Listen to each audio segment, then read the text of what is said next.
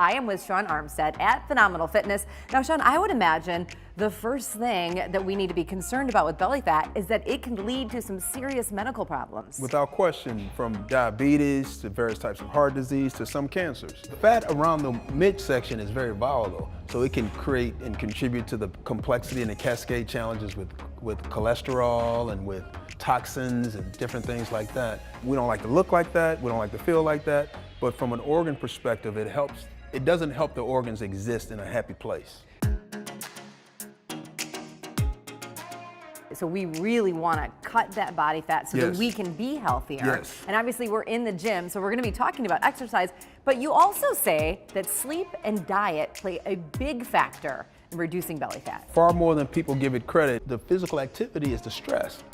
Once you get the stress, you need rest to facilitate the positive change that you're looking for. It's the patterns that exist that allow us to look a certain way, move a certain way, and feel a certain way.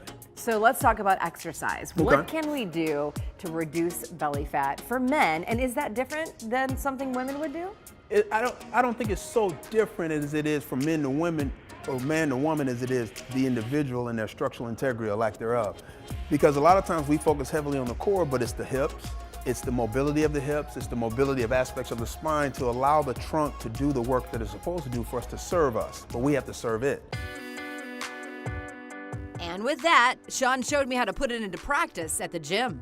Okay, Shawn, some exercises that we can do to help reduce belly fat. Yes. We're starting on the ground. The big one is the plank progression because it's about stability, it's about strength. So you want to rotate the pelvis under, which allows me to activate and involve my glutes a lot more and very important key aspects of my core. And then you crunch down.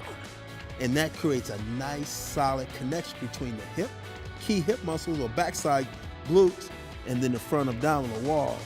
And it's much more effective. Oh yeah, I can feel it. So then from there, you have variations to involve aspects of your hips. We pulled on some resistance bands for Shawn's second exercise.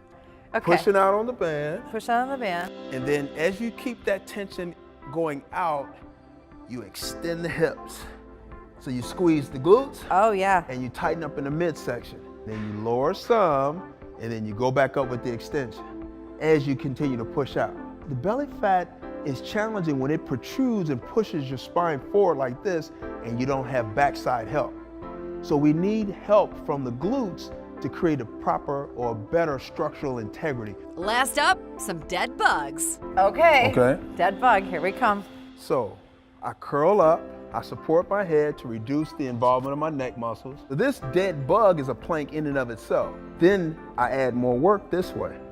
Now, it's more difficult when you do both legs, but the key is you have to be able to keep your low back on the bench. So Shawn, I think the biggest takeaways is really the lifestyle of living with good sleep habits, a good diet, exercise, and stress management. Without question. The stuff dreams are made of. I love it. Thank you so much. Great information. My pleasure, Jane. For more motivation to move and another exercise from Shawn, just head to our website, livinghealthytv.com.